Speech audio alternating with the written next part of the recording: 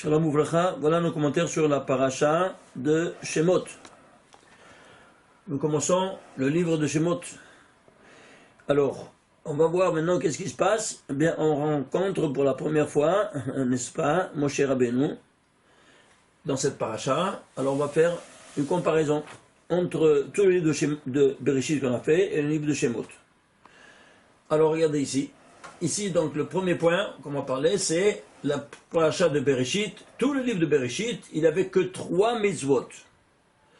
Je vous rappelle, c'était pour vous, le Brit Mila et Guida Naché, c'est le nerf sciatique qu'il ne fallait pas manger. Tous les trois parlent du même sujet.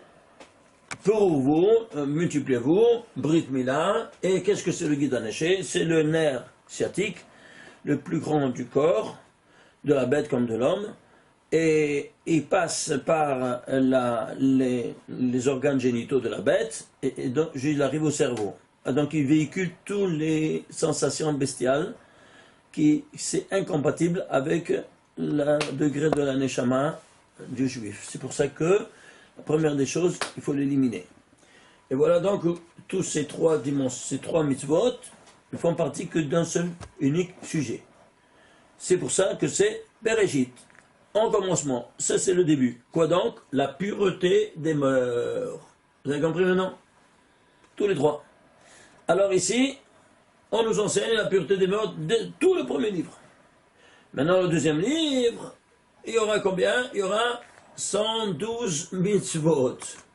112 mitzvot pourquoi? Parce que 112 c'est 26 plus 86. 26 c'est la chokma qui est animée, qui anime la chokma, c'est le nom du 26. Et 86 c'est la malchut, ça s'appelle le malchut, c'est-à-dire quoi? C'est la femme.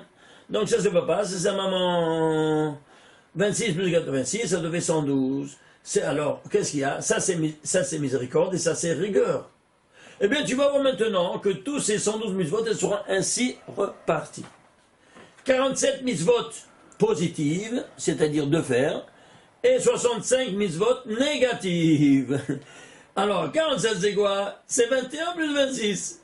C'est quoi? De nouveau 26, c'est le papa. Et 21, c'est la maman, c'est la malchut. Alors, il y a deux mamans, la maman supérieure, qui est la bina. Et la maman inférieure, comme vous savez, qui est la malchut.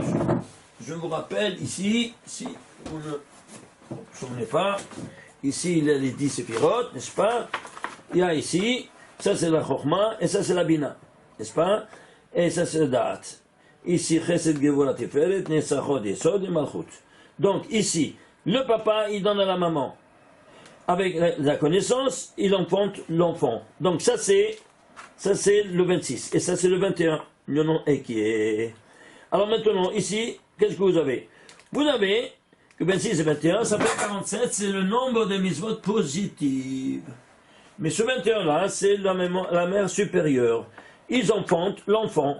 Alors ça c'est la lettre Yod, on dit la Kabbalah, ça c'est la lettre Hei, qui vont donner la Vav, c'est les 6 séphirotes inférieures, et le Hei, ça c'est la Malchut, qui est le féminin, la femme, c'est-à-dire l'enfant qui va se marier avec sa femme.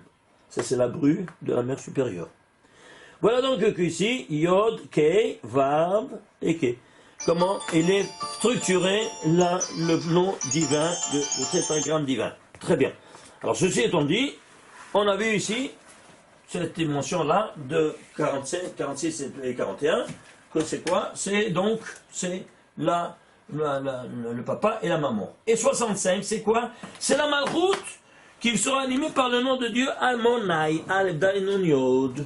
Parce que le nom de Dieu, il s'écrit Yud Kevav Kei, mais il se lit Almonai. Almonai, c'est combien? C'est 65.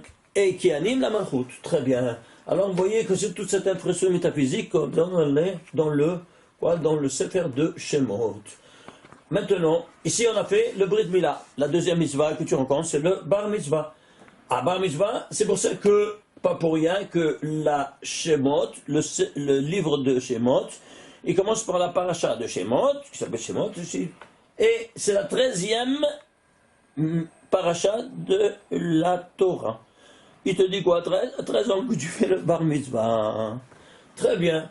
Alors maintenant, c'est suffisant? Non, c'est partout qu'il y aura maintenant ce que tu fais, toi, pour être bar mitzvah, qu'est-ce que tu as? Tout le livre de Shemot, imaginez-vous ça, il est rédigé en 1209 versets.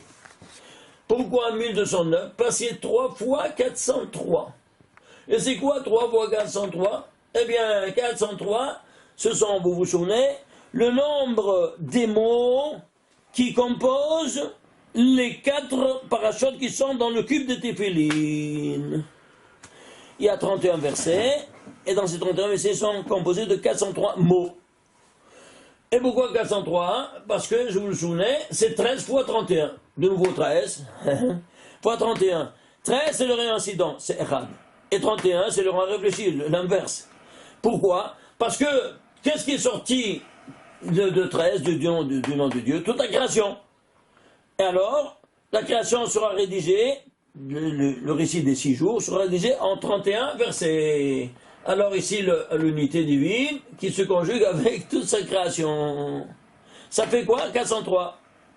403, c'est le nombre de mots qui composent chaque cube de Téphiline.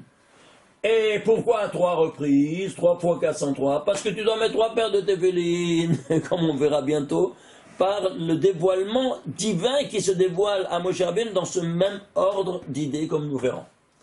Alors, ceci étant dit, voyons un peu cette comparaison. Bereshit et Shemot.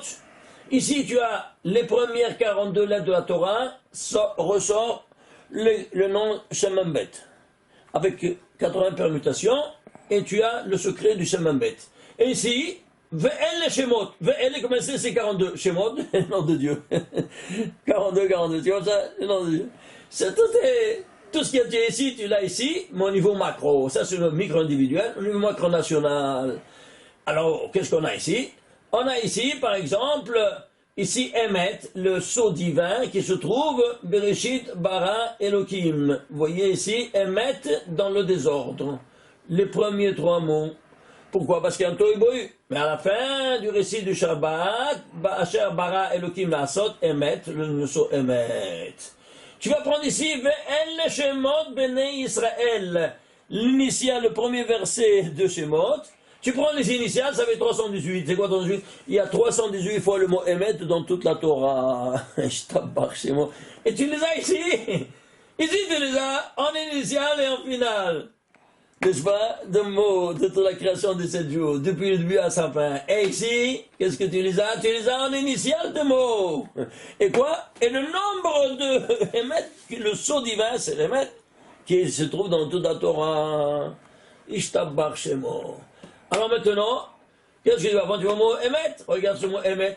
Emet, tu vas prendre les 22 lettres de l'alphabet plus les 5 finales. Ça te fait 27. Alors tu comptes. Le Aleph, tu comptes 13 lettres. 13 lettres, ça c'est Lamed. Hebra, et de l'autre côté, tu comptes 13 lettres, ça sort même Sophie. Alors, qu'est-ce que tu as? Tu as Aleph, même Tav, n'est-ce pas? Ça fait le mot Emet. C'est-à-dire la première, la médiane, et la dernière, ça fait le mot Emet. Ishtabbar Shemo. Alors maintenant, dans ces conditions-là, qu'est-ce qu'on a? On a que le mot, le sceau divin, c'est le Emet. Et d'où il ressort? Ce sont toutes des lumières. Toutes des lumières. Il ressort d'où ça? Et regardez d'où il se ressort. Si tu prends le premier verset de la Torah, le premier verset où la lumière apparaît. Le premier verset de la création, c'était après le tohu, il commence à faire de l'ordre. Alors la première créature, c'est la lumière. Combien c'est ici là? 813. Incroyable. Regarde, 813, c'est le rayon réfléchi de 318. Est-ce que tu vois donc? C'est quoi? Rayon insistant, rayon réfléchi. Je vous donne à peine ça pour... on va étudier ça, évidemment, bien à fond après, mais je vous donne les têtes du chapitre. Ici, l'histoire commence par Abraham Avinu, le monothéisme, par un Lech Lecha. Ici, il sera de la même chose, Lech Lecha. Comment? Au buisson ardent, et qu'est-ce qu'il voit? Il entend une voix qui sort, hein, il s'approche pour voir qu'est-ce que c'est, et il dit: je suis l'éternel Dieu de tes pères, Abraham, Isaac et Jacob, tout ce que vous voyez, tout ce qui est écrit. Alors maintenant, tu dis, je te nomme pour être toi le sauvé. Et s'il me demande quel est ton nom, que dirais-je? Alors, on va voir qu'est-ce qu'il va lui dire. Mais entre-temps, il lui dit, attention, tu es sur un sol sacré. Shal na'alecha me'an raglecha. Enlève tes chaussures de tes pieds. Eh bien, regardez ici, si vous prenez le final, Shal na'alecha me'an raglecha. Lech lecha. Ce lech lecha ici, tu le retrouves ici. Tu vois ça? Il commence ici, la première jusqu'à la dernière des 10 épreuves que c'est pour l'Ar Moria, pour la Akedat d'Israël. Ici, tu le retrouves ici, incroyable. Et si, c'est pas suffisant. Si tu prends tout, Shal na'alecha me'an raglecha, tous ces 4 mots, ça te fait 913. Bereshit, Gematria 913, le mot. Est-ce que tu vois ce qu'il y a ici, là-bas? Incroyable. Et si tu enlèves les lettres, si tu te dis, lève les chaussures, enlève-les. Enlève-les, ça fait comme un 100. Tu dis 913 moins 100, ça fait 813. Qu'est-ce que ça reste? Qu'est-ce que ça reste? Eh bien, ça reste quoi? La lumière. 813. 813, la lumière du premier jour, tu le retrouves ici, dans le buisson ardent, qui est en train de parler à Moshe Rabbeinu. Incroyable. Alors maintenant ici, qu'est-ce qu'on a? On a ici, qui c'est Moshe Rabbeinu? Qui c'est Moshe Rabbeinu? Et qui c'est Moshe Rabbeinu? C'est le Gilgul de Hevel. Et qui c'est son frère majeur, Aaron? C'est le Gilgul de Caïn. Ainsi nous dit le Harizal dans le Shara Gilgulim. Alors regardez, ici, l'aîné, il s'élève, il tue le cadet. Maintenant, Tikkun, il retourne en Gilgul pour faire le Tikkun. L'aîné, il va maintenant servir le frère cadet. Vous voyez ça? Ici, Caïn, il a déclaré guerre totale. Guerre totale, il a tué. Ici, Aaron, en Tikkun, il devra être Rodef Shalom comme aucun autre personnage de l'histoire. C'est clair? Il était Rodef Shalom, il poursuivait la paix à n'importe quel prix. Incroyable. Ici, Caïn, Gematria Caïn, 160. Ici, à la mort de Aaron, il y aura, c'est d'ailleurs le Midrash, 80 000 enfants qui ont été appelés au nom de Aaron, parce qu'ils sont nés suite au Shalom Bayit qu'il a fait Aaron entre deux, parce que c'est là qu'il poursuivait la paix à tout prix. Et surtout dans les foyers conjugaux. Alors voilà donc qu'est-ce qu'on a? On a ici, pourquoi 80 000? Casse-toi la tête. C'est-à-dire, il a fait la paix entre combien de personnes? Entre le papa et la maman. Donc si, lui, il y a 80 000, c'est-à-dire il a fait la paix entre 160 000. Et qui c'est Aaron? Le Gilgul de Caïn. Combien c'est à Caïn? 160. Ishtabach chez moi. Pour 1000 fois plus. C'est-à-dire, il ne pouvait pas quitter ce monde-ci s'il ne ramène pas au monde 1000 Neshamot face à celui qui l'a tué, son frère. Est-ce que tu piges? Mais tu Midrash, je ne te parle pas comme ça, tu dis simplement, il y a 80 000. Casse-toi la tête. Je ne sais pas pourquoi. Tu as compris maintenant? C'est incroyable, hein? Est-ce que vous voyez cette icône-là? Ça, c'est incroyable. Il ne pouvait pas quitter ce monde-ci, il n'y avait pas 1000 pour chaque Nejama, 1000 personnes. 1000 enfants. Très bien. Ceci est vraiment, en effet. Alors, ici, Hevel, pourquoi il s'appelle Hevel? Hevel Havalim. C'est vanité de vanité. Et Moshe, il était Anav Mikol Adam, il était l'homme le plus humble de la terre.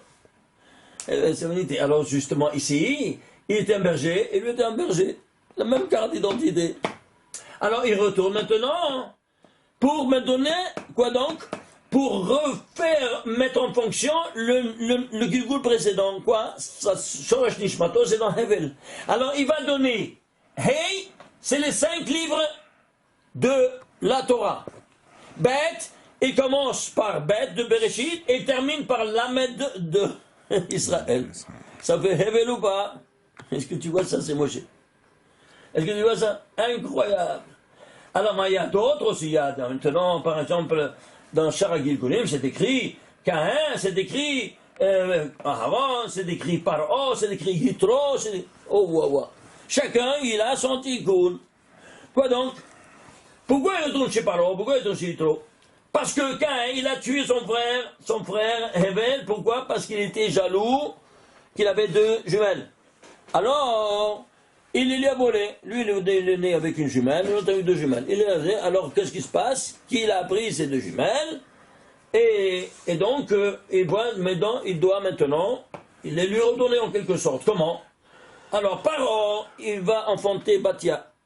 Et c'est elle qui va sauver maintenant son ex-mari dans le Gigoul précédent, qui était en berceau sur Onil. Ça, c'est la première. Et la deuxième, c'est Yitro. Yitro, qui quoi? Yitro qui va, lui, enfanter la 7e enfant, 7e fille, qui est Tzipora, et qui va donc être son épouse. Ishtabach chez moi. Vous voyez ça? Incroyable, hein? Donc ici, chaque chose, tout se referme. La boucle se referme, en quelque sorte, comme vous voyez. Alors, ici, il y a tellement de choses à vous dire, mais je dois sauter, on n'a pas le temps, parce qu'on doit arriver à beaucoup de grands secrets. Alors, on voit maintenant ce bar mitzvah, on va voir plus tard le bar mitzvah dans les détails. Voyons, Moshe, le 3e point, l'origine du nom de Moshe. L'origine du nom de Moshe, nous l'avons ici, regardez ici. Alors, comment on l'appelle? Ki mishitiu minamayim, parce qu'elle a été soutirée des eaux, comme ça c'est écrit. Batigra et Shemo, il a appelé Batia son nom, Moshe. Pourquoi? Batomer, parce qu'elle a dit, Ki minamayim mishitiu, parce que je l'ai pris, j'ai soutiré des eaux. 2e chapitre de l'Exode, 10e verset. Et c'est quoi ça? Pourquoi? Et où les eaux ont été créées? Au 2e jour. Voilà, ça c'est, vous voyez, Bereshit, Bara, Elohim Etzim Ta'ares. Ça c'est le 2e jour, 2e, 3e, 4e, 5e, 6e. Elle nous intéresse seulement du 1er au 2e jour. De Bereshit jusqu'à Yom Sheni, oui, il y a, pour réaliser les eaux, il y a eu 90 mots ont été nécessaires. Et 365 lettres. 90, c'est Gimatramaim. 365 traduit en lettres, c'est Moshe. Minamaim mishitiu ishtabach shemo. Tu comprends comment ça fonctionne? Voilà. Et pourquoi qui a appelé comme ça? Batia. Et qui c'était Batia? C'était ça, la femme de Hevel, qu'elle était dans la paracha de Bereshit, elle connaissait tout ça. C'est pour ça qu'il appelait de cette manière-là. Ishtabach shemo. Alors maintenant, il y a d'autres raisons aussi, évidemment, mais je ne peux pas rentrer maintenant dans les détails parce qu'il faut arriver un peu en avancer sur d'autres sujets très importants. Ici, par exemple, si tu prends le mot de Moshe qui apparaît pour la première fois, c'est le 20 988e mot de la Torah. Si tu le décomposes, ça te fait 36 fois, 11 fois le 17e nombre premier. 36, c'est les 36 heures de lumière que la lumière du premier jour a éclairé le monde, après elle a été mise en Guénisa. Elle sera seulement chez les Sadikim et dans la Torah quand tu étudies la Torah. Alors, qu'il soit 13 fois, 11 fois le 17e nombre premier, vous vous souvenez, cette constante, allez revoir un peu les cours précédents, vous allez voir de quoi il s'agit. Donc ici aussi, même Moshe Rabbeinu, il se trouve dans cette constante de 11-17. Et combien c'est? Si tu vas encore à la racine de tout ça, ça te fait 8 fois 216. C'est quoi 216? C'est la rigueur. Comme on verra plus tard, la rigueur, Gevura se dit rigueur. Et les 10 commandements ont été donnés, mais pi hagvura nitnu. Comme ça, on dit toujours à propos des 10 commandements. Et pourquoi? Mais pi hagvura nitnu? Parce que voilà, c'est 216. Et 216, c'est quoi? C'est le volume, comme on verra, de quoi? Des 2 tables de la loi. Elles étaient hautes 6 amas, la longueur 6 amas et profondeur 3. Donc une amas c'est un demi-mètre, n'est-ce pas? D'ici, là ça c'est une amas. Alors c'est environ 60 cm. Et bien alors tu fais 6 fois 6 par 3, ça te fait 108. 108 plus 108, ça te fait 216. Voilà donc que c'est rigueur, mais puis avec Gvura. Pourquoi Gvura? Parce que c'est l'externe. C'est le volume, c'est la pierre. Et ça c'est le grand secret de Rosh Hashanah, comme on verra. Rosh Hashanah, on doit neutraliser ces 216 rigueurs. Sod HaRayo, pour qui a étudié la Kabbalah, c'est le grand secret.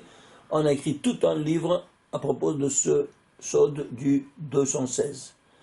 Alors, ici on ne peut dire que simplement énoncer qu'il faut 2 jours pour neutraliser ces 216 rigueurs, qu'il y en a Dinakashia et Dinarafia.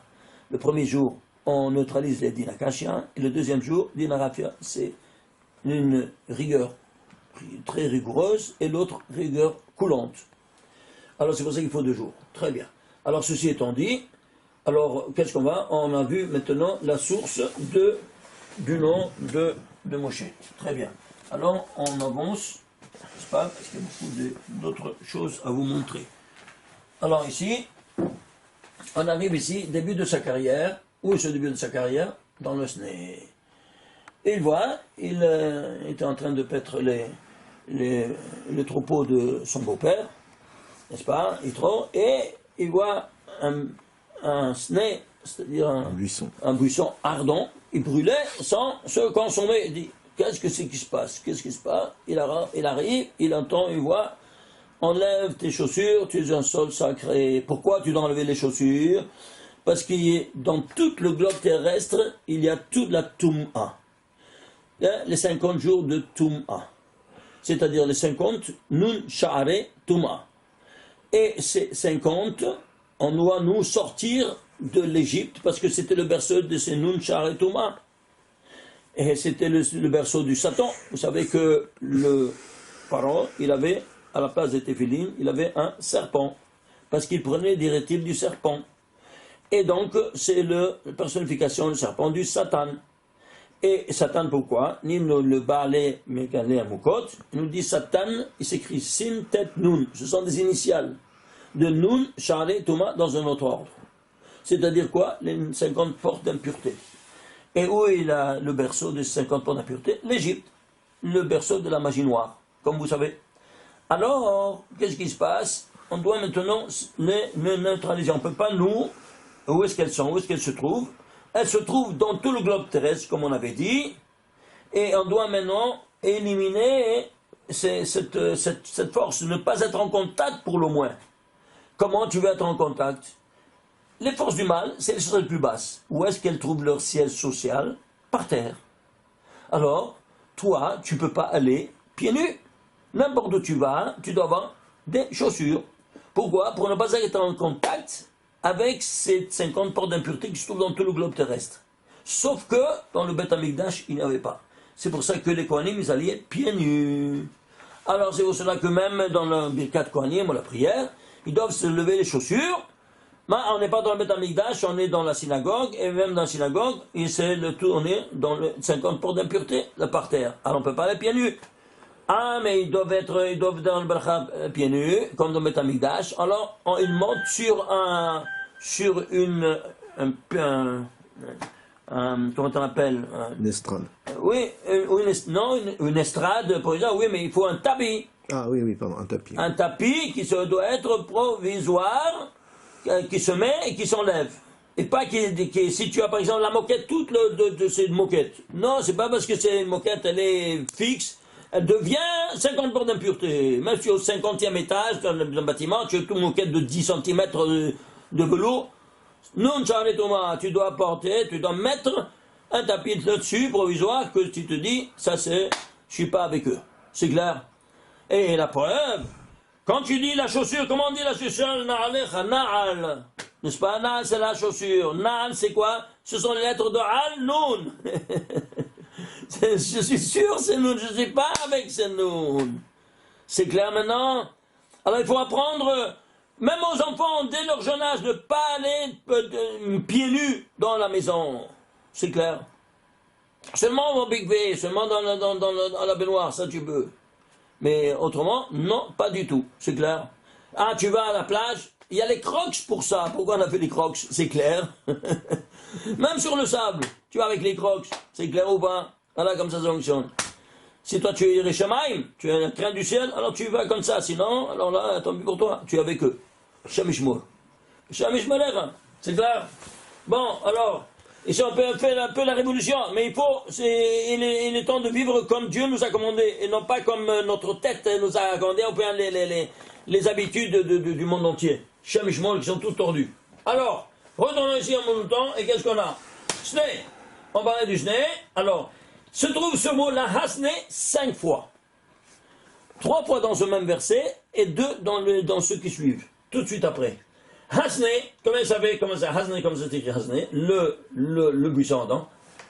120 plus les tagim plus les voyelles, tu dois prendre tous les 3 dimensions, ça te fait 221. C'est quoi 221? C'est quoi? C'est 13 fois 17. Ouais, toi. C'est quoi 13 fois 17? Tu vois ce cadre de 13 fois 17? C'est dans ce cadre qui s'est dévoilé? Ouais. Eh bien, il s'est dévoilé ici à la 13e paracha et à la 17e paracha de la Torah. C'est quoi la 17e paracha de la Torah? Yitro.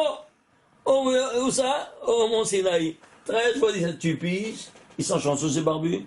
Écoute, 221, c'est un nombre qui se divise que par 2 nombres premiers. 13 fois 17, stop. Il n'y a pas d'autre. Et ils te disent 13 et 17, exactement dans le livre de Bereshit, le dévoilement divin, quand il s'est dévoilé pour la première fois, mon cher Beno, et quand il s'est dévoilé au niveau micro-individuel, et l'autre au niveau macro-national, à tout le peuple, à la 17e paracha. On a oublié de vous dire qu'on commence par le Sefer Shemot, les Meshovavim. C'est quoi les Meshovavim? Regardez ici, s'il vous plaît, ce sont les initiales. De quoi? Shemot, Vaera, les 6 premières pages de la Torah. Shemot, de Shemot. Shemot, Vaera, Bo, Beshalach, Yitro, Ve Mishpatim, Shovavim. Pendant ces 6 semaines, qu'est-ce qu'on doit faire? 42 jours, oui, 42 toujours le Shemam Bet. Eh bien, on doit faire le tikkun de Shazal, c'est-à-dire les initiales de Shel, Zera, Vatala, Shemishmor, là, ça montre les initiations perdues qu'on a perdues, de sainteté, et qu'on doit réparer comment? Avec 84 jeunes. Pourquoi? Parce qu'on a 84. On a profané le nom Ekié, qui s'est dévoilé au Moshe Rabbeinu au buisson ardent. Il lui a dit, quel est ton nom? S'il me demande que dirais-je, il lui dit, Ekié, je suis ce que je suis. Je le prononce mal, parce que pour ne pas le prononcer en vain, évidemment. N'est-ce pas? Alors, comment c'est Ekié? 21. Alors, il y a 21 dans la Tzilut, dans la Bria, dans les Séasia. Vous vous souvenez, les 5 mondes qu'on étudie, que 4 mondes, oui ou non? Vous voyez, ici, Yod, Ke, Vav, Ke. Le 5e monde, il n'y a pas de lettres. Même s'il y a tous des Tzipiro, tout ça, on ne l'étudie pas, il n'y a pas de lettres. Alors, ça c'est le monde de la Tzilut, Bria, et c'est la Asiya. Ici c'est le Pshat, ça c'est le Rémé, ça c'est le Drash, ça c'est le Sod. Stop. Là c'est au-delà d'entendement humain. C'est clair? Voilà, et donc ici, on te le dit tout ça, le premier jour qu'il y a 5 fois le mot or dans la Torah.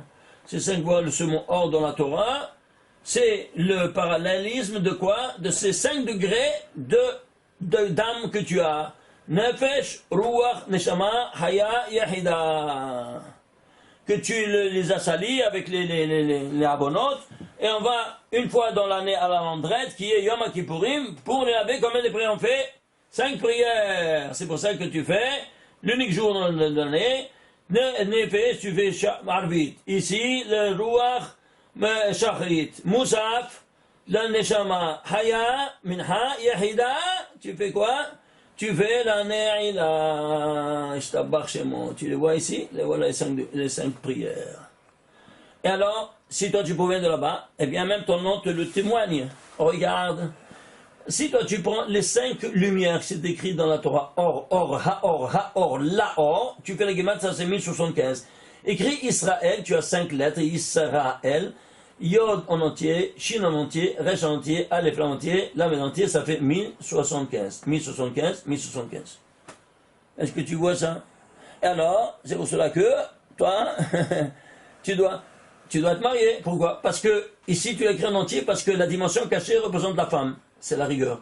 Et la dimension dévoilée, la miséricorde, c'est toi. Alors, si tu ne prends pas en considération les lettres, tu es célibataire, ça ne va pas, tu n'arrives pas à 1075. Alors tu en donnes la plaque, c'est clair? Alors voilà comment ça fonctionne, très bien. Alors ceci étant rappelé encore une fois de plus, ce qu'on avait dit autrefois, alors on avance ici, voir ici, qu'est-ce que c'est? cette dimension de ce SNE là. Alors on a vu ce SNE, maintenant la cinquième dimension, ni micro et macro, très bien. Alors, ici se trouve 5 fois, pourquoi 5 fois 13 fois 17? Parce que tu fais l'escalade de tous les 5 mondes. Alors ici, le Shobabim, on a dit, oui, on a sauté le Shobabim, mais on a dit que maintenant il faut faire le tikkun de ces Shobabim, comment? Par 84 jeunes. Parce qu'on a profané 21, 21, 21, 21, 21 fois 4, c'est 84. C'est pourquoi ce Moshe, c'est Adam Arishon, il a fauté, alors il s'est séparé de sa femme 130 ans. Pourquoi 130 ans? C'est 5 fois 26. 26 ans pour Adam Kadon. 26 ans, 26 ans, 26 ans, 26 fois 5, ça devait 130. Et s'il s'est séparé complètement. Et lui, il retourne en Gilgoul chez Yaakov Avinu. Yaakov Avinu, quand il va se marier avec 84 ans, pourquoi 84? 84, c'est 4 fois 21. Et il dit à Reuven, sur son demande, toi tu as été ma première semence, ma première goutte. Il n'avait jamais eu perdu sa semence. Pourquoi? C'est le tikkun qu'il fait du Gilgoul précédent. C'est clair?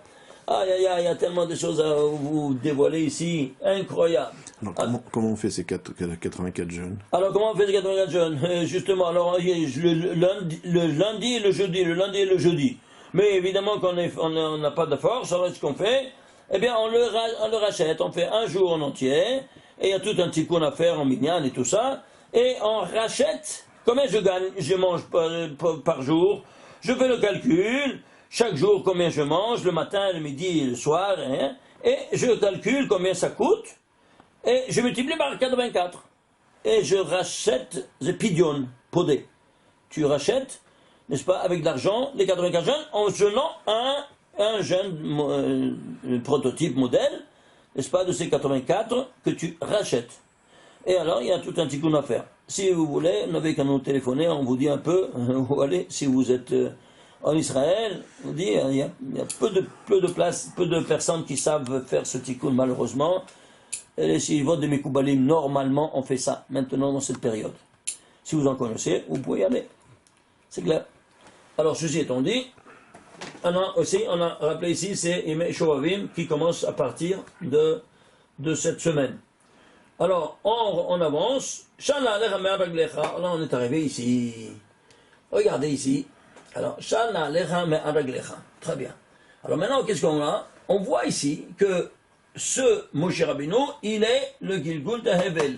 Il nous reconduit où ça? Il nous reconduit au cadre de Gan Eden. Alors, il fait le tikkun.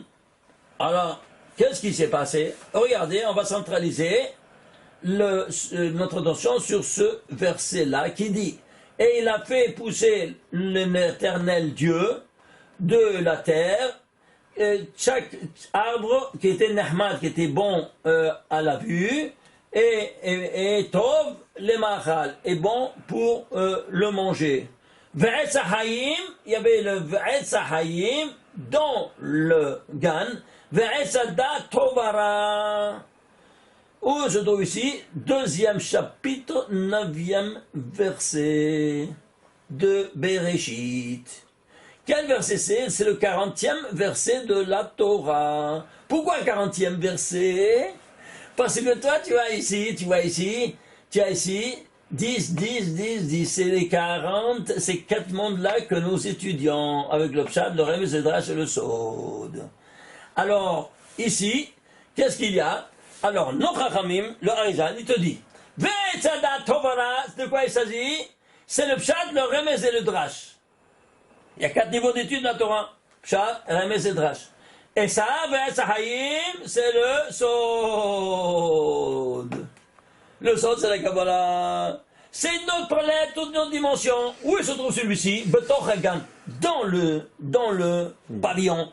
Et ici, dans le jardin. C'est littéral, externe, ça c'est l'externe et ça c'est interne. Alors l'externe, c'est quoi?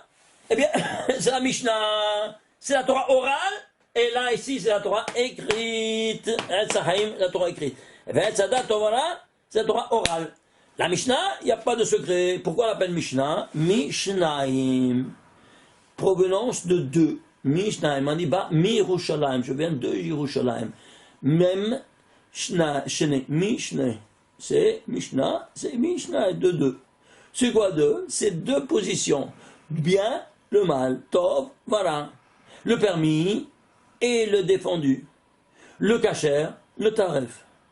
C'est clair? Alors, la Mishnah, elle vient pour trancher ce qui est permis et ce qui est défendu. C'est clair maintenant? Voilà. Il n'y a plus aucun, il n'y a pas de secret. Il y a simplement comment tu veux te comporter, premier final. Ah, maintenant tu veux savoir la Kabbalah, tu veux savoir le Sod. Tu dois aller dans la Torah écrite. La Torah écrite, pourquoi? Parce que la Torah orale, il n'y a pas de secret. C'est dans la Torah écrite qu'il y a dans le secret. Alors c'est pour ça que la Torah écrite, elle n'ira pas selon les règles de la grammaire. Il y a, tu écris hi, tu lis hi, par exemple, un mot, et c'est écrit hu. Tu écris d'une manière et tu lis d'autre manière, parce que la grammaire, elle ne suit pas la grammaire. Pourquoi? Il y a des secrets, il y a le changement. Pourquoi? Justement, grâce à ces secrets-là qui sont renfermés dans les règles qui ne suivaient pas du tout les règles de la grammaire. Il n'y a pas de règles de la grammaire dans la Torah. Il y a très souvent qui sont complètement bafoués. Pourquoi? Justement pour ça.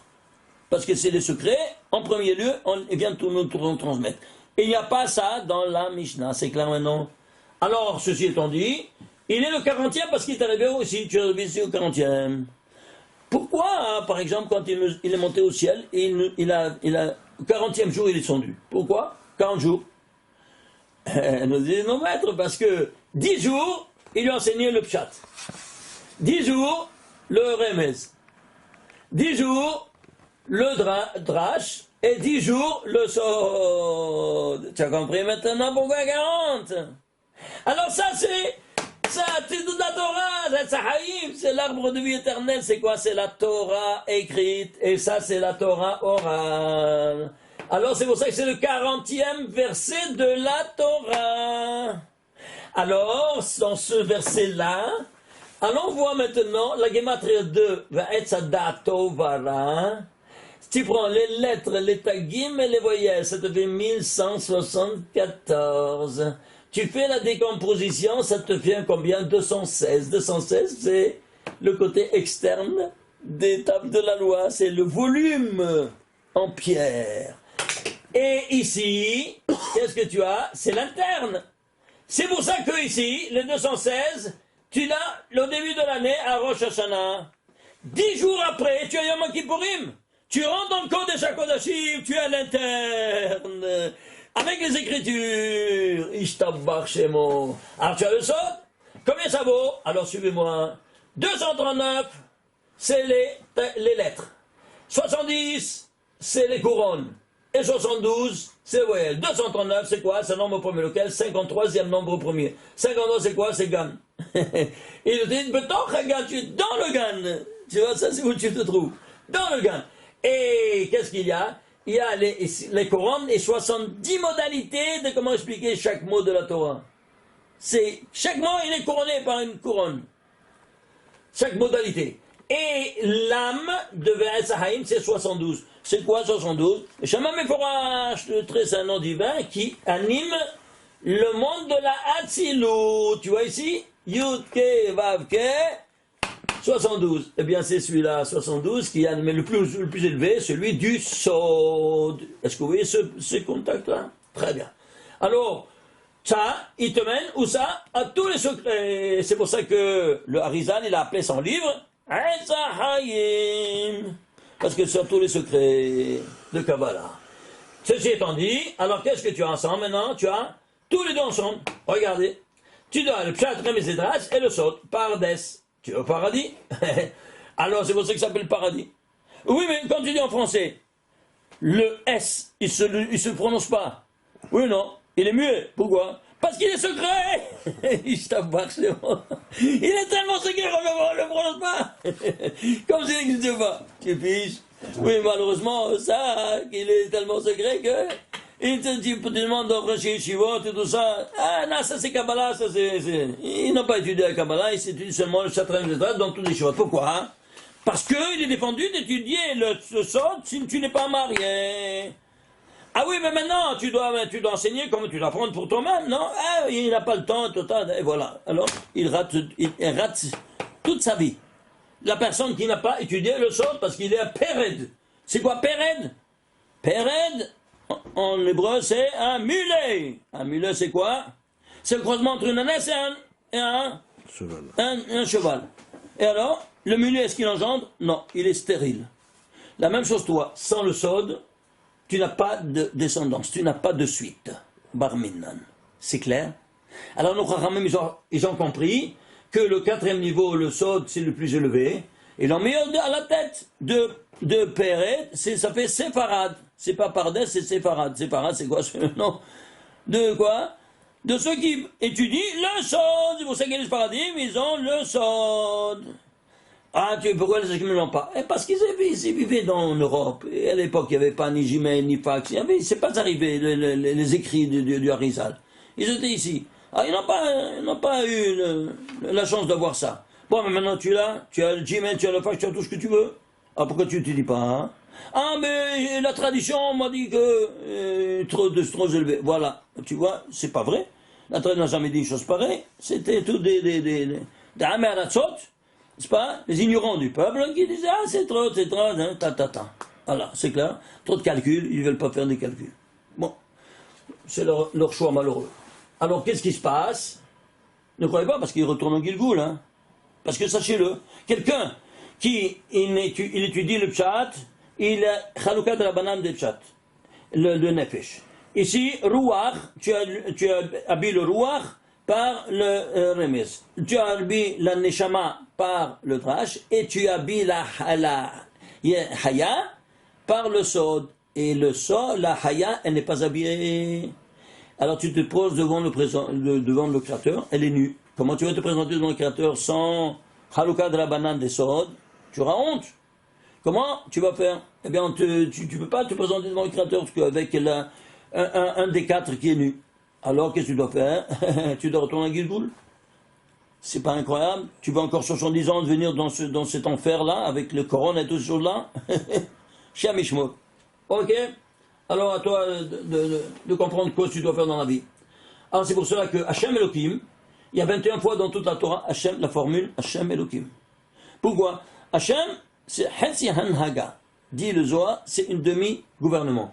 Elohim, c'est un demi-gouvernement. Hachem Elohim, Shem Mashalim. C'est le nom intégral. Un nom intégral, oui. Alors, ce nom intégral, il se trouvera ici 21 fois dans toute la Torah. Et qui est? C'est quoi avec eux? Je suis. Leur verbe être. L'intégralité passe par ce verbe-là. Le verbe être. Alors, ces deux-là, c'est miséricorde et rigueur ensemble. Il se trouve 21 fois dans toute la Torah. Et ça, c'est le 5e. Pourquoi 5e? Parce qu'ici, avec le Essa, Haïm, etc., tu te trouves ici dans tous les 5 mondes. C'est clair maintenant? Alors, regardez comment chaque détail, il est parlant. Alors, faisons la somme maintenant de 1174 plus 381, parce qu'on a pris la somme des 3 niveaux, n'est-ce pas? Ici. 3 niveaux, ça te fait 381. Et 381, plus 1172, ça te fait combien? Ça te fait 1555. C'est quoi? C'est 5 fois 311. C'est quoi? Dans les 5 mondes, c'est quoi 311? Alors, ces 10 séphirotes, elles se partagent sur 3 axes. Emtsa, Yemin, Shmol. Milieu, droite, gauche. On dit en hébreu, Emtsa, et tu prends les initiales de Emtsa, c'est Aleph. Oui? Yamin, tu vois ici, Yamin, Yod, et Shmol, Shin. Aleph, Yod, Shin, ça fait Ish. 1, 10 et 300, 311. C'est quoi? Ish. C'est quoi? Parce que ça, c'est toute l'infrastructure métaphysique qui s'est incarnée chez nous, comme vous le savez. Ça, c'est le crâne, c'est le Keter. Ça, c'est le demi-hémisphère droit du cerveau, demi-hémisphère gauche. Ça, c'est le bras droit, bras gauche, le corps. La jambe droite, la jambe gauche, le brit qui se donne à la femme. Voilà donc que ici, c'est toute l'infrastructure, n'est-ce pas, métaphysique, elle est incarnée dans l'homme. C'est pour ça que chaque chose, hein, il a son compte, et il a ses mitzvot, et donc pour le resanctifier. Alors, ceci étant dit, tu as ici, quand Dieu il a donné à Moshe Rabbeinu d'ouvrir la mer Rouge, n'est-ce pas? Alors, il a fait le cantique, il a fait Hachem Ish Milchama. Qu'est-ce que ça veut dire Hachem Ish Milchama? Dieu est un homme de guerre. C'est pas un homme de guerre. Ish, c'est quoi? C'est trop. Toutes ces 10 séphirotes, elles sont intervenues ici pour nous séparer la mer Rouge. Toutes ces 10 attitudes, du Keter jusqu'à la Malchut. Ça, c'est incroyable. Vous devez voir, par exemple, tout le cantique de, n'est-ce pas, de Moshe Rabbeinu, Hashem Moshe, il est rédigé à 774 lettres. Pourquoi? C'est 9 fois 86, avec rigueur 9 fois 86. Le 10e, il est quoi? Il est cassé par quoi? Qui va, à la fin, tu dis, qui va sous paro, tu vas te prendre, qui va, le Aleph de 20, tu vas compter en arrière, 141 lettres, un saut de 141, tu as Elohim, qui fait pourquoi en arrière et on ne le voit pas, parce qu'il fait le rôle de la Malchut, qui n'a pas de lumière, on ne la voit pas, et la Malchut n'a pas de lumière, elle est la résultante de tous les 9 séphirotes qu'elle lui donne pour éclairer, pour engendrer. Et alors c'est pour ça que il y a 9, ces 9 séphirotes, elles font le rôle des 9 chiffres, qu'elles ont une consistance. Et ça, c'est le zéro. Ce n'est pas un chiffre, c'est une nullité. Très bien. Oui, mais sans cette nullité, tu n'as rien, toi-même, tu es double nullité. C'est clair que tu le saches. Alors, ça, c'est le zéro. Et c'est pour ça que, comment on dit zéro? FS. Eh bien, combien c'est le saut régulier de lettres? 141. Combien ça vaut FS? 141. Incroyable. Ça, on va le voir dans les détails à la paracha du cantique de Moshe Rabbeinu, Ishtabach Haboré. C'est quelque chose d'incroyable.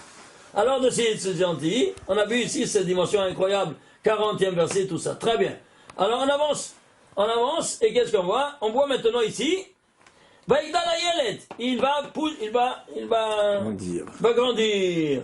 Et on l'a apporté à la fille de Paro, parce qu'il a demandé une qui le nourrit, parce qu'il n'avait pas de lait. Et sera pour moi mon fils, mon propre fils.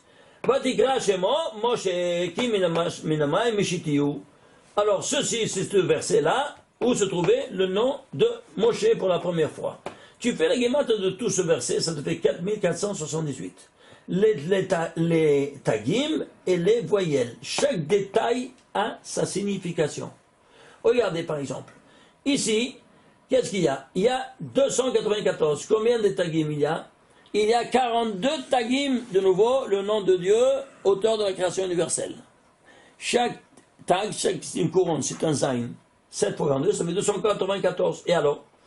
Eh bien, cet être qui vient de naître, et qui s'appelle Moshe, il a écrit le Shemo, Moshe, eh bien, il va lui accompagner le Créateur. Comment tu vois ça, hein? Regardez. Il y a ici 1820 noms de Dieu dans toute la Torah, on l'avait déjà dit plusieurs fois. Bon, parmi les 1820 noms de Dieu, il y a seulement 294 fois qui sera accompagné par une lettre avant le nom de Dieu, comme Kachem, Bachem, Lachem. Vous voyez? Eh bien, combien de fois il y a ces lettres-là? 294 fois dans toute la Torah qui l'accompagne. Et lui, il sera couronné par 294 pour t'appeler en cause qui va accompagner le Créateur. Tout comme il y a 294 fois il y a nom de Dieu qui sont accompagnés par un préfixe. Ainsi, lui, Moshe, il sera l'unique qui va accompagner le Créateur comme dans la Torah. Dis-moi, est-ce qu'un homme il peut rédiger une Torah en tenant compte de tous ces paramètres? C'est humain ou divin, dites-moi vous. Et on n'écrit pas, personne n'écrit rien du tout. Pourquoi? Ah mais Binyamin, dit le Harizal. C'est comment il comprend pas, tant pis pour lui. Mais vous vous rendez compte? Regardez combien des perles. Combien des perles que le Créateur a écrit dans la Torah. Il t'a confié cette lettre personnelle à toi. Et toi, qu'est-ce que tu fais? Tu joues au billes, tu prends des livres de philosophie, de toutes ces pourritures-là. Ah, j'ai dans la poubelle immédiatement. Il les a là-haut. Malheur à lui, à sa descendance. Celui qui a dénigré, il arrive là-haut. La Torah va demander, elle bona chez le Torah. Elle va demander la honte que tu as fait en prenant d'autres livres. toutes ces pourritures à la place de tous ces grands secrets énormes. Qu'est-ce que tu vas dire?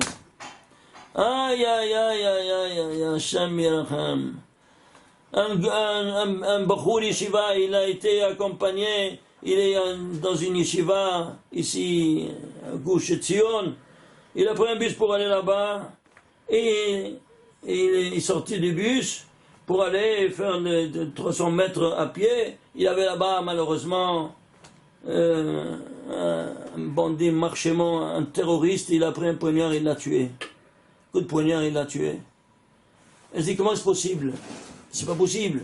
J'ai été chercher, et qu'est-ce que j'entends? On a une nouvelle, malheureusement, que il avait dans sa main un livre de quoi? De philosophie. Un livre de philosophie d'un philosophe israélien. Et quand ils ont dit à la radio qu'il avait ce livre de philosophie israélien, j'ai tout compris. Ce philosophe, il a été de condoléances aux parents. Oui, merci.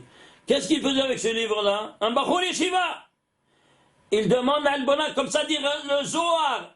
La Zohar va demander la Elbona chez le Torah. Tu as pris ça pourquoi? Pour montrer ça à tes collègues? À Yeshiva? Apporter un livre de philosophie? Profaner la maison du Créateur? Avec d'autres livres? Hachem Mishmoa. Vous n'avez pas idée qu'est-ce que c'est de prendre tous ces livres-là, faire un lavage total de Nikayon Pesach dans toutes vos bibliothèques, d'enlever tous ces livres de pourriture-là, parce que la Torah, elle va demander ça à Elbona un jour, malheureusement. Alors, revenons ici à nos moutons. Regardez, ici, on a vu ici comment chaque chose, il a son 42, on a vu, c'est quoi les chromosomes, et qu'il y a 42 fois 7, c'est 294. Ça, c'est Tagim. Les voyelles, 688. C'est quoi, j'en ai? C'est 8 fois 86. C'est-à-dire quoi? De nouveau, la Malchut, qui s'appelle Elohim, qui se dévoile à Moshe Rabbeinu, qui va être l'âme de ce verset où apparaît Moshe Rabbeinu. Vous vous rendez compte? Et c'est quoi 5460? 5460, c'est notre que 10 fois 21 fois 26. Ishtabach, ça c'est la Horma, ça c'est la Bina. Le papa et la maman, 10 fois, pourquoi 10 fois? Dans tous les 10 séphirotes, parce que chaque chose, il est dans tous les 10, en détail. Ça c'est simplement le langage numérique, qu'est-ce qui t'appelle en cause? Vous vous rendez compte? Alors, ici, par exemple, si tu vas prendre combien de fois se trouve le nom Moshe dans toute la Torah? Il se trouve, imaginez-vous ça, regardez, il se trouve 600 fois. Incroyable, c'est-à-dire 569, les 3 lettres Moshe seules. Et c'est quoi 569? C'est le nombre premier, lequel? 105e nombre premier. C'est quoi 105? C'est 3 fois 35. 3 fois 35, vous vous souvenez, c'est quoi 3 fois 35 ou pas? Ouais, je suis en train de chercher ici. Oh, ah, voilà, très bien. Regardez ici. Ça, c'est toute l'infrastructure métaphysique et physique. L'infrastructure métaphysique, ça, c'est le trône céleste qui est entouré de 17 palissades, ainsi que nous le dévoile le Rabbi Eliezer de Garmiza, le maître du Ramban, en Kabbalah. Et il est dans page 104 de son livre Sodi Razi. Eh bien, il te dit que tu as ici, tu auras tous les noms, et tu as les 17 palissades qui entourent le trône céleste. Et ça, c'est la dimension métaphysique. La dimension physique, c'est quoi? C'est la matière. Quelle est la plus petite particule? C'est l'atome. Qu'il est le noyau atomique entouré par 92 électrons, qui voyagent entre 18 orbites. Alors, 18 plus 17, ça fait 35. Du premier centre au centre métaphysique, n'est-ce pas, du physique au métaphysique, tu dois passer par 35 échelons, 35 étages. Et alors, c'est pour cela que, par exemple, dans tout le récit, imaginez-vous ça, des 7 jours, il y a 35 fois le nom Elohim. Et si tu prends, par exemple, le premier jour, c'est quoi? Le premier jour de la création. Le premier jour de la création, regardez ici. Le premier jour de la création, c'est Bereshit Bara Shota, jusqu'à Mehad. Il y a 52 mots. Combien de fois est le mot or? Il y en a vu 5. C'est dévoilé. Mais combien caché? Les voilà ici, 30. Avec tous les 30 plus 5, 35. ce qu'il y a au début, il y a à la fin. Qu'est-ce qui est la fin?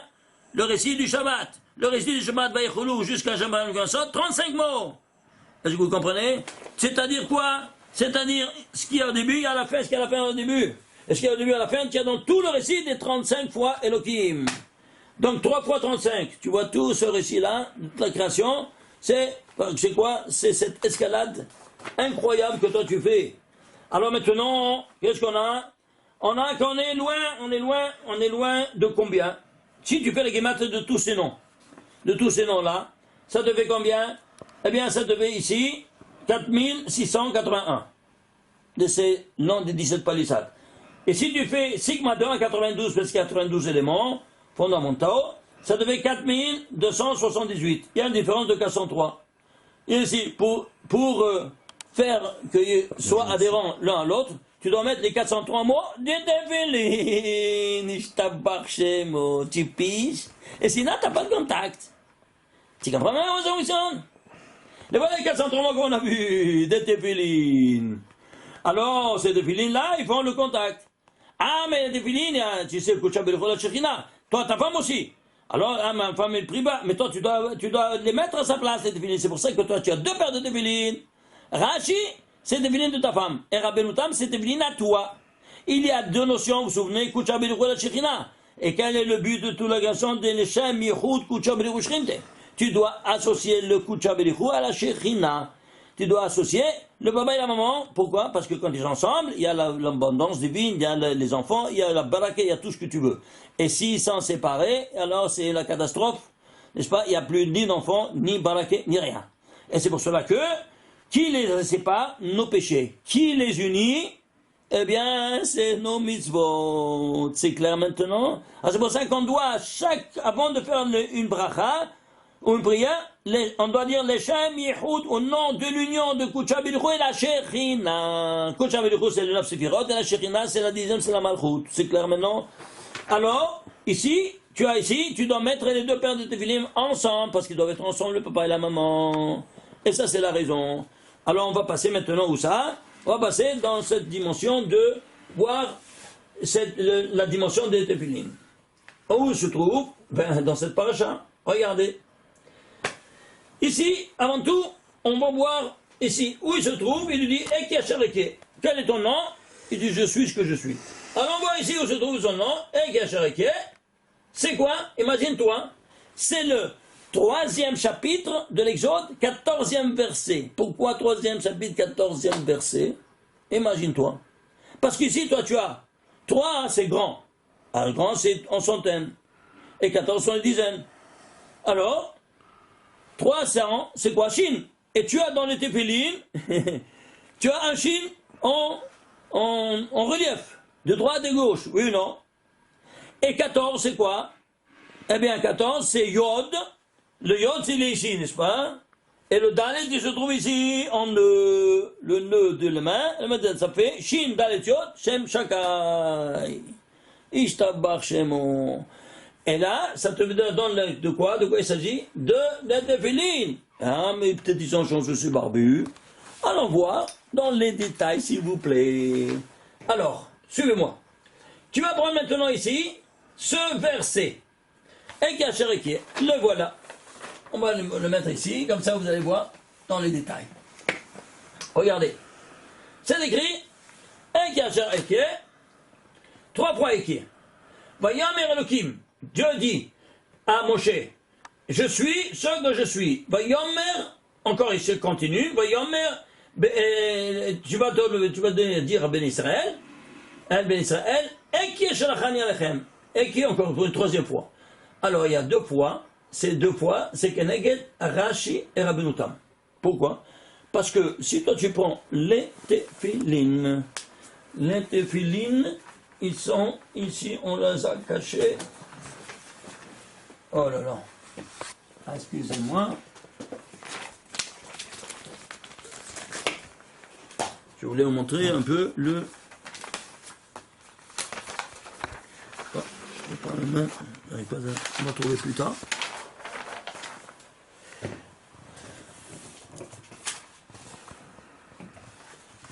Ah voilà. Et je vais couper. Regarde. Regardez ici.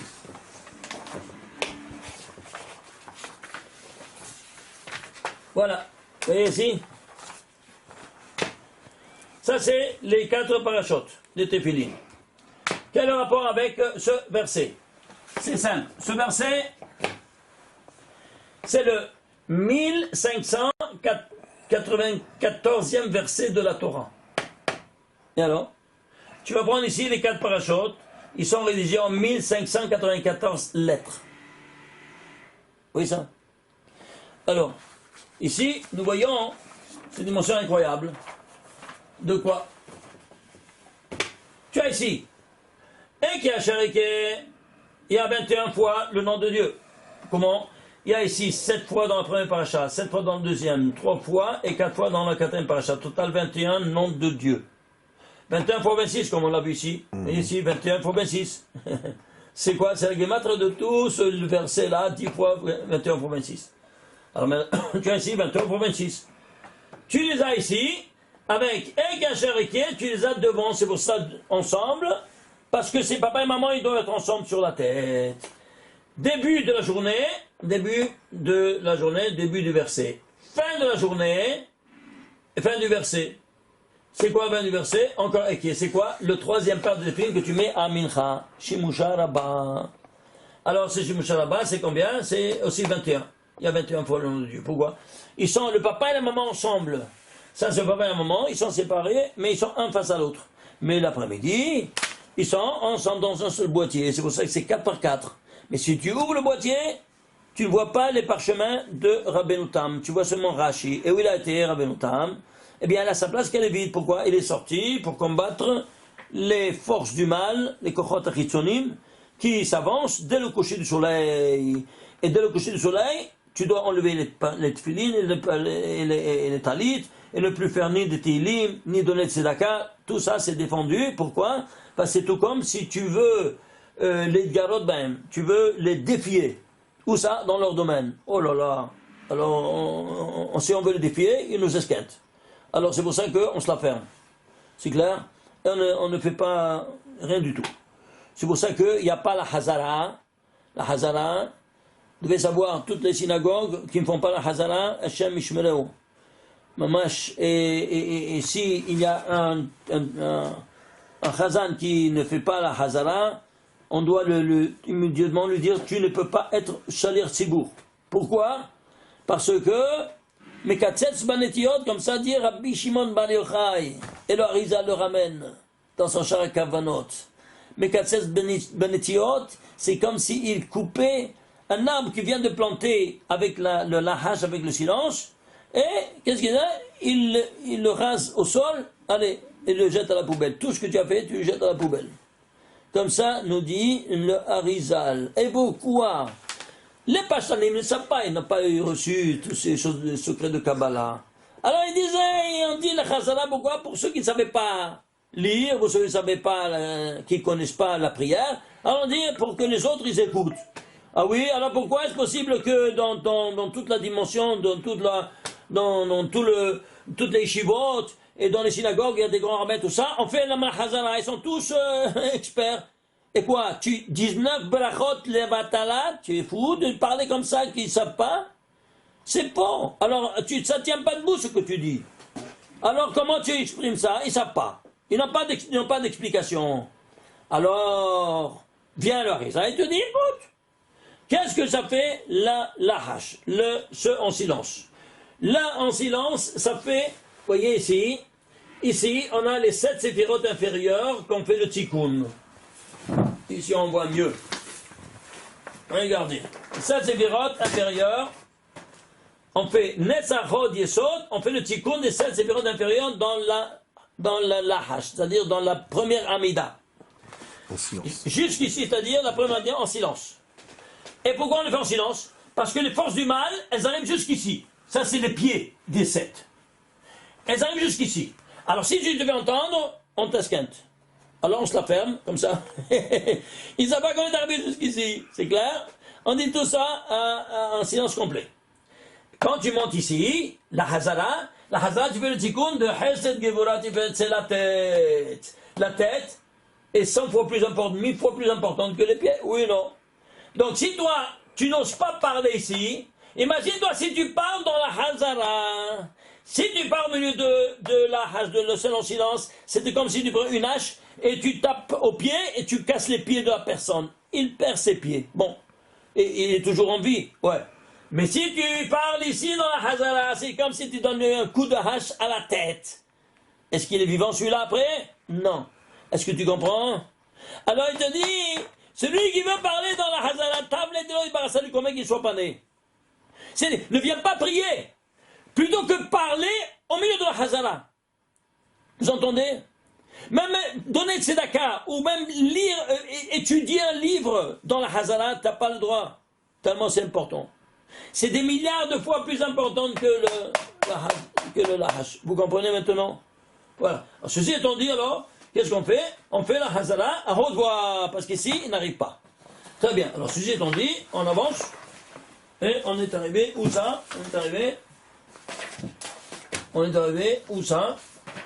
Voilà, ici, à faire avec les tefillin. Alors ici, on est arrivé avec ce verset-là, 1594, et donc, on va voir la ligne maintenant. La ligne, laquelle est-elle? La ligne, imagine-toi, elle commence. Le premier équai, regardez le premier équai, c'est incroyable. Le premier équai, il se trouve ici. Quelle ligne c'est? 2625e ligne de la Torah. C'est quoi 2625? C'est 5 au cube fois 21.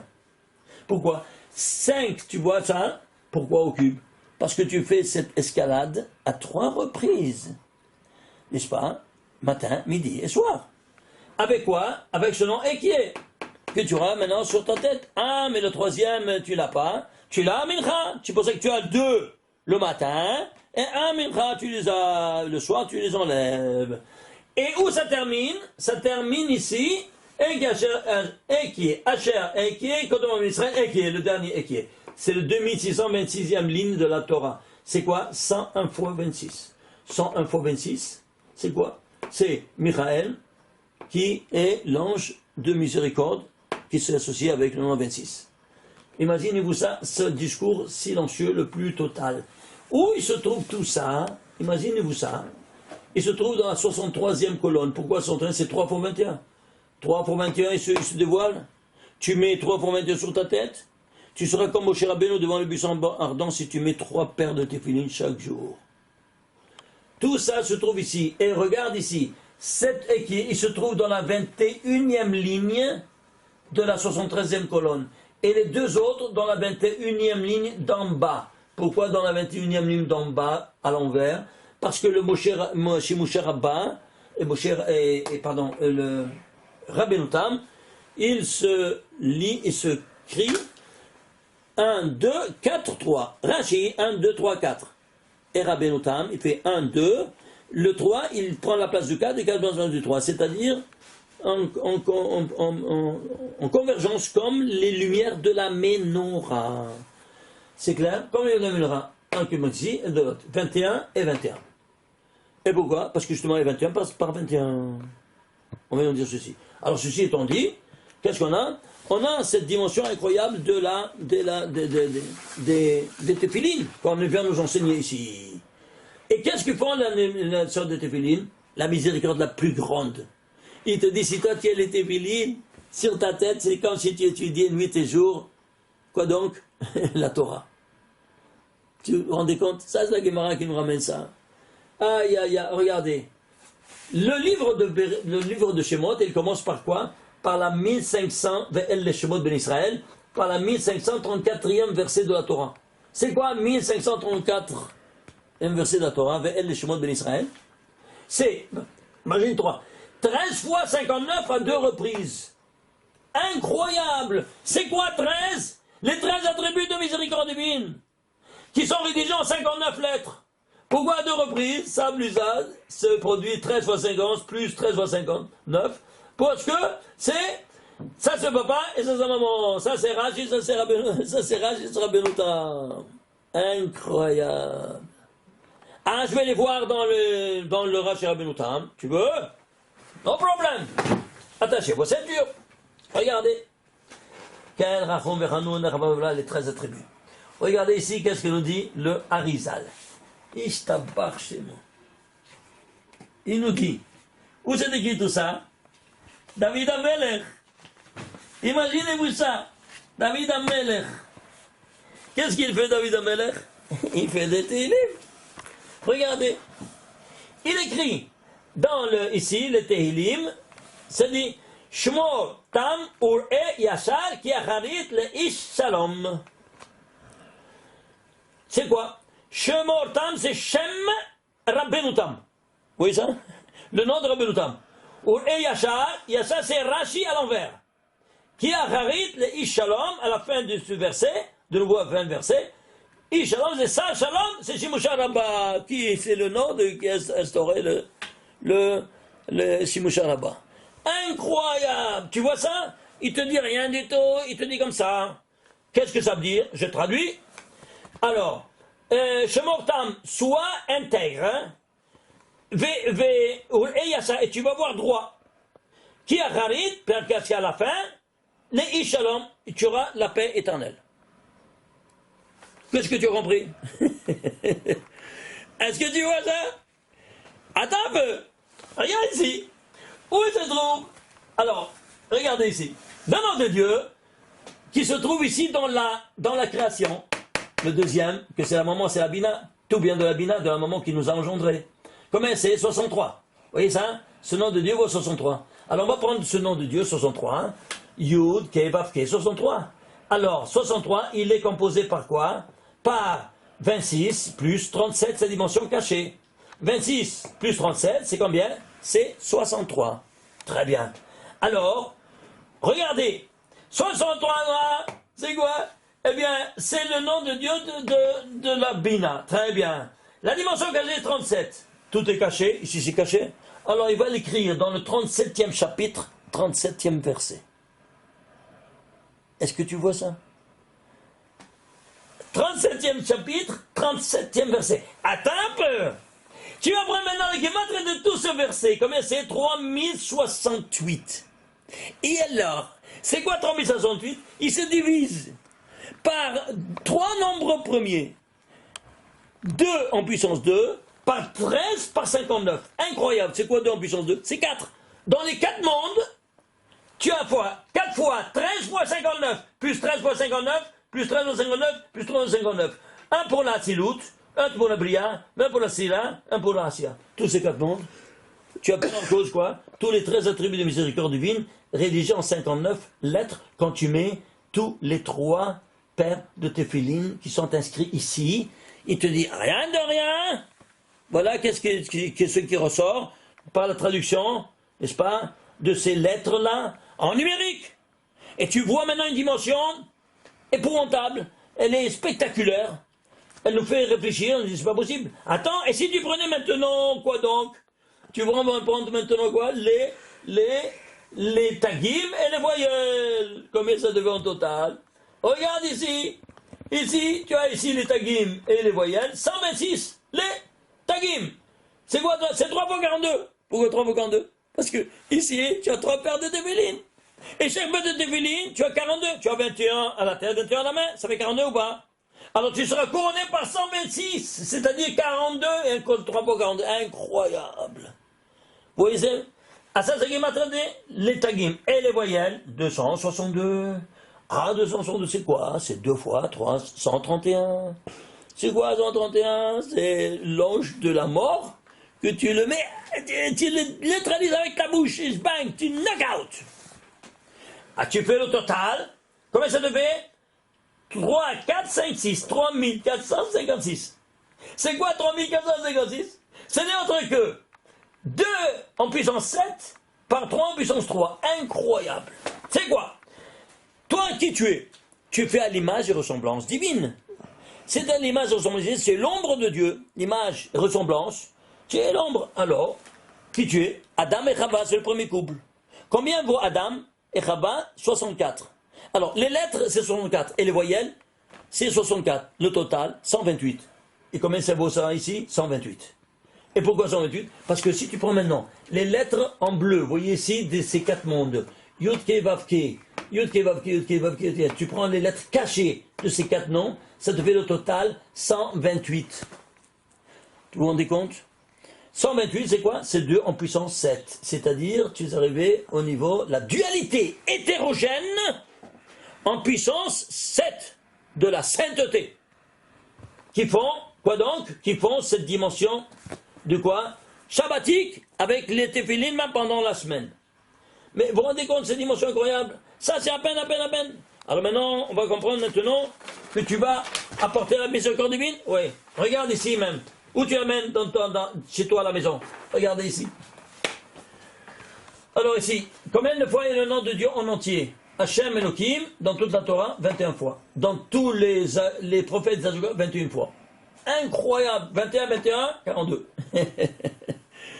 Tu vois cette infrastructure invisible, tu dois compter, aller chercher, combien de fois elle se trouve? Eh bien voilà. Alors, pourquoi ici 21, ici 21? Parce qu'ici, la Torah était de la Moshe. Et ici, les prophètes. Les prophéties, et ça, c'était nocturne, par division nocturne. Et ici, El Père d'Aberbo. C'est pendant le jour. De bouche à bouche, il lui a parlé. Le Créateur. Alors c'est pour ça que ici, ça c'est pour le jour, et ça c'est la nuit, 21 et 21. Donc ça c'est le papa, et ça, la miséricorde, et la rigueur, c'est la maman. C'est pour ça que tu as ici 21 par 21. Ce et qui est pareil, qui est une constante mathématique, qui se retrouvera maintenant dans tout le récit de toute la création. Regarde, ça c'est tout le Tanakh. Tu sais quoi? On va prendre maintenant seulement la paracha de Bereshit. Où se trouve pour la première fois Hachem Elohim? La première fois des 21. Tu sais où c'est? Voilà. Regardez, j'ai photographié. Bereshit, bara Elohim et Yom Echad, Sheni, Shlishi, Revi, Chamishi, Shishi, Shabbat. Jusqu'ici. Ah, ici, c'est ici, apparaît la première fois Hachem Elohim. Quelle colonne? La deuxième colonne, oui. Mais quelle ligne c'est de la Torah? La 64e ligne, c'est-à-dire il y a 63 lignes, il y a 35 fois Elohim. Rigueur. Il n'y a pas le nom de Dieu miséricorde qui apparaît ici, c'est la première fois. Alors c'est la première fois, il y a 63 lignes qui sont vides de miséricorde. Comment tu vas les compléter, toi, en mettant 63 fois le nom de Dieu chaque jour sur ta tête? Alors tu vas donner un knockout à toutes ces forces de rigueur qui se trouvent dans le monde. Vous entendez ça? C'est pas incroyable? Ça c'est une autre démonstration qu'on amène pour montrer autre domaine. Comment on va neutraliser les Avodah Zarah. Avodah Zarah, c'est quoi? Le culte idolâtre. Et je te dis comment? Elohim Acherim, les dieux étrangers. Le dieu étranger, il y a dans toute la Torah, il y a 20 fois. Pourquoi 20 fois? Parce que la 20e génération, c'est qui? C'est Abraham Avinu qui est venu, c'est lui qui a su les déraciner. Oui, très bien. Et comme il y a dans tout le Tanakh, il y a 63 fois dans tout le Tanakh, Elohim Acherim. Dans tout le Tanakh, tous les 24 livres. Alors toi, tu vas apporter, ça je apporte encore une 5e preuve, que tu dois apporter des 3 paires de Téphilines. Pourquoi? Pour neutraliser toutes ces Avodah Zarah dans le monde. 63. Si tu n'as pas 63, ben ça arrête encore, il continue à... Chacun va parler les vaches sacrées, et puis la Trinité, et toutes ces bêtises-là. Vous comprenez comment ça fonctionne? Bon, je termine moi avec cette dimension-là. Qu'est-ce que vous voulez? On n'a même pas encore commencé.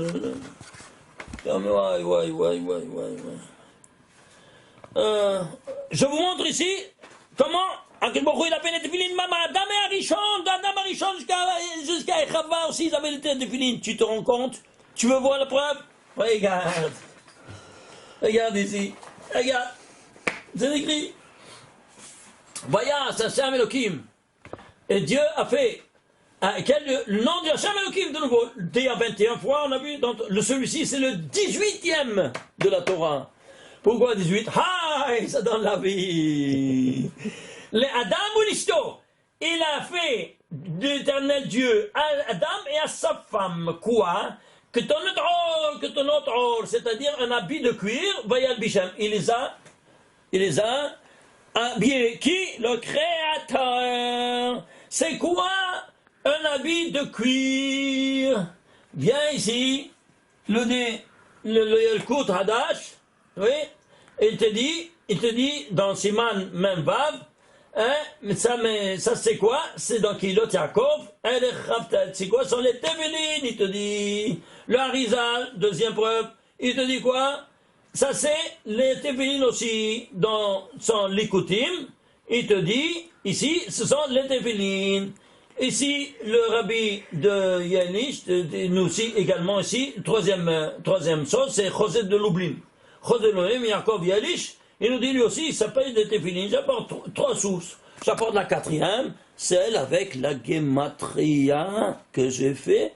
Et qu'est-ce que ça vous donne? Le knockout. Regardez, prenez tout ce verset-là. Tout ce verset-là, il vaut combien? 2856. Tu prends les tagim et tu prends les voyelles. Tous les trois, tu dois faire. Ça te sort un total de combien? 3469. C'est quoi 3400 si on le voit mieux? 3469. Vous voyez ici, lettres, tagim et voyelles. 3469. C'est quoi? C'est un nombre premier. Lequel? Le 488e nombre premier. 490, c'est quoi? C'est 4 fois, c'est 8 fois 61. Pourquoi 8 fois 61? C'est quoi 61? C'est la gematria du mot Aïn, qui est le nom, 61, Aïn, c'est le nom du Keter. Et Ani, c'est un surnom de la Malchut. 61, c'est les mêmes lettres, mais dans un autre ordre. Alors ici, Ani, c'est moi. Ici, Aïn, c'est le néant. C'est la chose la plus élevée. Alors ici, 4 fois 61, plus 4 fois 61, ça fait 8 fois 61, ça fait 488. Qu'est-ce que c'est? C'est le nombre de quoi? 488e nombre premier, qui est ça. Et tu as tout ça. Et c'est quoi? Eh bien, ce sont les téphilines. Comment tu as les téphilines? Eh bien, nous dit le Talmud. Donc, celui qui a manière téphilin, celui qui ne met pas les téphilin, il est envers à quoi? Il est envers à 8 mitzvot assez. 8, pourquoi? Parce qu'il y a 8 fois dans la Torah, il y a 4 fois écrit dans la Torah, alors, ça c'est une mitzvah à part, et ça c'est une mitzvah à part. Alors si c'est écrit 4 fois 2, ça fait 8. Alors c'est pour ça que ça sort ce compte-là de 8. Qui nous dit ça? Dans le Talmud, Masechet Menachot, page 44b. Va voir, et tu vas voir cette preuve, autre preuve supplémentaire de la Gemara. Et il te donne 8 mitzvot. Alors ces 8 mitzvot, eh bien, 4 c'est Rabbeinu Tam, et 4 c'est Rashi. Tu piges maintenant? Ça fait 8 ou pas? Le voilà les 8. Et ces 8-là, qu'est-ce que tu as? Eh bien, ces 8-là, tu les as ici, dans le Passouk, où le Créateur a fait un habit de cuir qui te dit ici, les téphilines, ce sont les téphilines, ishtabachamboré. Ouais. Voyez ici? Alors, qu'est-ce que tu as? Aïn et Ani dans la Silveria. Ani, c'est tout ça, c'est quasiment de 8. Voilà, tu as tout ce tableau-là que vous pouvez photocopier et prendre ici, vous avez ici tous les détails. Incroyable. Mais vous vous rendez compte de ça? Il y a tellement d'autres choses à vous montrer, mais c'est déjà tant des preuves ultérieures à non plus finir. Bon, prochaine fois, on fera... Ah, ça c'est très important. Ah, excusez-moi. Regardez ici. Le nom de Dieu, Yud-Ke Vav-Ke. Tu vas l'écrire, maintenant, toi tu es un Yud-Ke Vav-Ke, à l'image de la représentante divine, et ta femme aussi. Alors, qu'est-ce que tu fais? C'est 26 par 26, multipliez-vous au carré. Alors tu vas prendre ici, 1 au carré, Yud c'est 10. Tu vas 1 au carré, 2 au carré, 3 au carré, 4 au carré, jusqu'à 10 au carré. Le somme des carrés c'est 385. Hey, c'est 5, de 1 à 5 au carré. Maintenant dis-moi, c'est 55. 6, de 1 à 6, le somme des 6 au carré c'est 91. Et ça, c'est 5. Total, le grand total, 586. Tu peux diviser, oui, parce qu'il est un nombre pair. Ça te fait 293. Tu peux diviser sur le non. Un nombre premier, lequel? 63e nombre premier. Pourquoi 2 fois 63? Parce que ici, c'est pour toi, l'homme qui doit mettre 3 paires de téphilines, 3 fois 21. Rashi, Rabbeinu Tam et Shimon Sharaba. Et la femme, elle a 3 mitzvot. le Gilou Shekhinah, la Shekhinah se dévoile à la femme quand elle fait 3 mitzvot. C'est quoi? Les Hala, Nida, Hadagataner. Les initiales Hanna. Comment c'est Hanna? Hanna, c'est 73. Hanna, c'est 63. Tu vois? Alors, ta femme, elle est nickel. Elle a accompli son devoir par ces 3 mitzvot. Mais toi, t'es pas nickel, tu n'as pas Yudke Vavke au carré. Pourquoi? Parce que tu n'as pas mis les 3 paires de tefilin. Allez les compter combien d'épreuves j'ai apporté seulement maintenant dans ce petite heure-là que je vous montre. Hein? Une dizaine. J'écris tout un livre, il y a 70 preuves de la Torah que tu dois mettre 3 paires de tefilin. Parce que toi, tu es quoi? Tu es le fils du Créateur, tu es le prince.